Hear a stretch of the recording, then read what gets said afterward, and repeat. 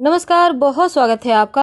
विजयादशमी के दिन अगर एक विशेष उपाय किए जाए तो जीवन में जो परेशानी है वो समाप्त होता है, माँ लक्ष्मी भी आती हैं और शत्रुओं का विनाश होता है। इसके लिए विजयादशमी का हम पूरे साल इंतजार करते हैं कि कब उपाय करें और पूरे साल जीवन में सुख समृद्धि बरसती रहे। एक छोटा सा उपाय जो आपको न सिर्फ माँ के करीब ले जाएगा बल्कि जीवन की समस्त परेशानियों से मुक्ति भी दिलाएगा। आखिर क्या करें, कैसे सब कुछ आसान हो जाए, सरल हो जाए। सबसे पहली बात तो जैसे सुबह आप उठते हैं, अपने घर के मुख्य दरवाजे के चौखट में थोड़ा थोड़ा गंगा जल डालें। आप अंदर की ओर रहेंगे, आप महिला हैं पुरुष हैं, कोई भी उपाय कर सकता है। जो पहला व्यक्ति उठेगा वही करे। थोड़ा थोड़ा मतलब जैसे आपने मेन डोर खोला, थोड़ा थोड़ा दोनों चौखट में, बाहर की तरफ से चौखट में आप अंदर रहिए, हल्का हल्का छींटा डाल दें। अब घर के मुख्य दरवाजे पर पानी डाल दें, पूरा एक बाल्टी पानी डाल दें, कोई दिक्कत नहीं है। एक मग डाल दें, जैसा भी आपका दरवाजा का बाहर का एरिया है वैसा ही काम करें। अब आप बोलेंगे फ्लैट में रहते हैं तो क्या करें? कोई बात नहीं, फ्लैट में रहते हैं तो हल्का सा नियम कर लें और फिर आप वहां पर सफाई करवा लीजिएगा।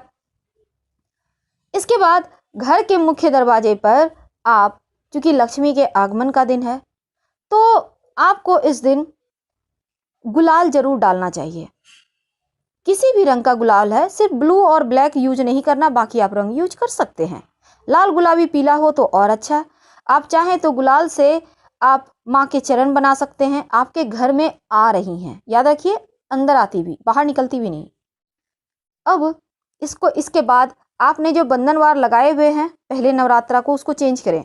आम के पत्तों का बंधनवार आपको चेंज करना है और ये बंधनवार आप चेंज करने के बाद जो पुराना वाला है उसको कहीं भी साइड में डाल दें, जानवर लोग खा लेगा, और नया लगा लें। बंधनवार में आम के पत्ते होंगे, आप रस्सी या धागे के सहारे उसको बांध बांध कर उसको बना सकते हैं। आम के पत्ते कितने हो इसका कोई लिमिट नहीं है, 5 भी हो सकते हैं, 11 भी हो सकते हैं, आपकी मर्जी। इसके बाद आप अपने घर की जब सफाई करवाइएगा तब पानी में फिटकरी डालकर पूरे घर की सफाई करवाइए। और ये इसलिए क्योंकि नकारात्मक शक्तियाँ इसमें बहुत ज़्यादा हावी होती हैं। बहुत सारे लोग तंत्र मंत्र क्रियाएं करते हैं, तो घर की सफाई जब करवाइएगा तब फिटकरी मिले हुए पानी से ही करवाएं। जब आप स्नान कर लें, स्नान करने के बाद विशेष प्रयोग किए जाएंगे। आप जो 6 पूजा के दिन आपने जो घर के सभी चौखट पर आपने टीका लगाया होगा सिंदूर से, तो आपको अब दशमी तिथि के दिन, विजयादशमी के दिन, सिंदूर से अपने घर के मुख्य दरवाजे पर सिंदूर और घी मिक्स कर लें या सिंदूर और तेल मिक्स कर लें, सरसों का तेल। अब अपने घर के मुख्य दरवाजे पर मेन डोर में बाहर की तरफ से, जैसे कि आप घर इन कर रहे हैं, आपका घर दिख रहा है ना, तो दरवाजा दिख रहा है, तो ठीक दरवाजा के ऊपर चौखट में आपके ठीक माथे के ऊपर होना चाहिए, बीचों बीच स्वस्तिक बनाइए या फिर ओम लिखिए। दोनों साइड आप स्वस्तिक बना सकते हैं, पर स्वस्तिक 9 अंगुल से ज़्यादा बड़ा नहीं बनाना चाहिए, इसलिए छोटा छोटा बनाइए। आप 2-3 अंगुल का भी बना सकते हैं, ज़्यादा खूबसूरत दिखेगा। स्वस्तिक के दोनों तरफ 2 खड़ी रेखाएं डालिएगा, ये लक्ष्मी को बांधता है। या आप घर के मेन डोर के ऊपर भी बना सकते हैं। इसके बाद आप चाहें तो फूलों का भी बंधनवार वगैरह लगा सकते हैं, कोई दिक्कत नहीं है। माँ के आगमन का दिन है, आप पूजा पाठ तो करेंगे ही। पूजा में पूरे परिवार के साथ पास के मंदिर में जाइए, क्योंकि विजयादशमी के दिन पूरे परिवार के साथ ही पूजा पाठ करना चाहिए।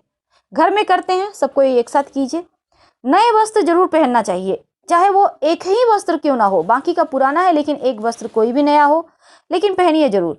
इस दिन नए कपड़े पहनने का भी विधान है। बहुत जगह लोग अष्टमी तिथि को भी नए कपड़े पहनते हैं, लेकिन विजयादशमी के दिन जरूर पहनना चाहिए, ये विजय का पर्व है। इस दिन दान करने का भी महत्व है। आप कुछ न कुछ दान कीजिए, खाने पीने की वस्तु है, पैसे हैं, किसी गरीब को दान कर सकते हैं। ज़्यादा अच्छा रहेगा खाने पीने की वस्तु दें, क्योंकि व्यक्ति का जब पेट भरता है तो वो ज़्यादा तृप्त होता है, कभी कभी पैसे से भी तृप्त होता है। तो आपकी मर्जी, दान जरूर करें। इस दिन दान करने का विधान है और इस दिन खुश रहने का प्रयास करें। बेवजह के किसी से भी उलझना, वाद विवाद करना, शांत रहिए, मुस्कुराइए। अगर इस दिन आप मुस्कुराते हैं तो पूरा साल मुस्कुराने का आपको मौके मिलते रहेंगे।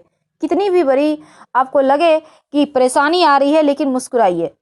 भोजन में आप इस दिन बहुत जगह बलि देने का 9वीं तिथि को है तो लोग 10वीं को खाते हैं। अगर आपके यहाँ खाया जाता है तो आप मछली से शुरुआत कर सकते हैं, या फिर आपके यहाँ जो भी बलि पड़ा है आप खा सकते हैं, कोई दिक्कत नहीं है। लेकिन इस दिन जो लोग नॉनवेज नहीं खाते वो लोग ओल का सेवन करें। ओल तो आपको पता होगा ज़मीन के नीचे होता है, क्योंकि दशमी तिथि को ओल खाने से पूरे साल विजयश्री मिलती है। अब ओल आपको, हाँ आपको पता होगा। अब वो थोड़ा सा मुंह में लगता है, उसमें खट्टी चीज़ें नींबू वगैरह डाल के बनाई जाती है। तो ये चीज़ें आपको तो करनी ही चाहिए, क्योंकि आप चाहते हैं कि जीवन में खुशियाँ हो, आनंद हो, तो ये काम करें। थोड़ा और आगे बढ़ते हैं। आप इस दिन जब घर में पूजा पाठ कर लें तब 1 लोटा पानी लेकर अपने पूजा स्थान पर बैठे माँ के 32 नामों को बोल बोल कर जपिए। आप माँ के 32 नाम आपको पता ही होंगे। दुर्गा, दुर्गति शमनी, दुर्गा पद निवारिणी, दुर्ग मच्छेदनी, दुर्ग साधनी, दुर्ग नाशनी, दुर्ग नियंत्री। तो ये वाला मंत्र आपको बोल बोल कर पढ़ना है। दुर्गा सप्तशती के किताब में पीछे की ओर है, तो आप उसको पढ़ सकते हैं। बोल बोल कर पढ़िएगा। उसके बाद लोटे का पानी आप पूरे घर में हल्के हल्के से छींटा मारकर पूरे घर को पवित्र कीजिए। घर की नकारात्मक ऊर्जाएं घर से बाहर चली जाएंगी। तीसरी बात, आप चाहें तो 1 लोटा पानी में 1 चुटकी हल्दी डालकर इस पानी से भी छींटा डाल सकते हैं। पूरे घर की नकारात्मक ऊर्जा चली जाती है। माँ को बेलपत्र बहुत पसंद है, तो इस दिन बेलपत्र जरूर अर्पित करें। और एक खास उपाय किए जाते हैं दशमी तिथि के दिन बेलपत्र का। क्या करेंगे? बेलपत्र पर आप अष्टगंध का घोल से, पेस्ट से एक विशेष प्रयोग कर सकते हैं।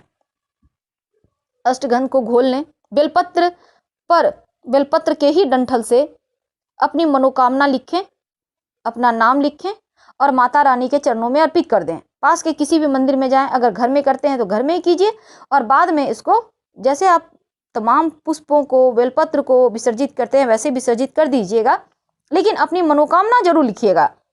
और माता रानी को इस दिन विशेष तौर पर अपराजिता के पुष्प अर्पित किए जाते हैं। बाह में अपराजिता के जो होते हैं डंठल, तना, उसको बांधने का विधान है, ताकि आप विजयश्री आपको मिलती रहे। और कलश के पास जो जौ आपने बोया है, जौ को कलश विसर्जन के बाद अपने कान में जरूर खोसिएगा। इससे विजयश्री मिलेगी हर जगह, शत्रु विरोधी दबे रहेंगे, जीवन में धन की कमी कभी नहीं होगी। तो ये जौ को कान में, आप महिला हैं तो आप भी कर सकती हैं, कोई दिक्कत नहीं है, माता रानी का आशीर्वाद है। दशमी तिथि वैसे तो अष्टमी को ही बनाने का है। ये पोटली अगर आपने बनाया है तो अच्छी बात, लेकिन दशमी तिथि तक ही ये पोटली रहेगी। उसके बाद इसको हटाकर, ये पोटली होता क्या है एक बार फिर से आपको बता ही देते हैं। अगर आपने नहीं बनाया तो जरूर बना लें। देखिए, आप एकादशी के दिन इसको हटाइएगा। याद रखिएगा, एक पीला कपड़ा लें, पुराना भी ले सकते हैं, नया भी ले सकते हैं, कोई दिक्कत नहीं। अगर पीला कपड़ा नहीं है तो किसी भी रंग का, सिर्फ ब्लू और ब्लैक छोड़कर कलर का कपड़ा ले लें, छोटा सा, रुमाल से भी छोटा। अगर पीला है तो अच्छी बात, नहीं तो हल्दी में पानी डालकर थोड़ा सा घोल लें, इस कपड़े पे हल्का हल्का लगा दें, पीलापन आ गया। अब इसमें थोड़ा सा सरसों, थोड़ा सा अजवाइन और थोड़ी सी 1 चुटकी हींग डालें।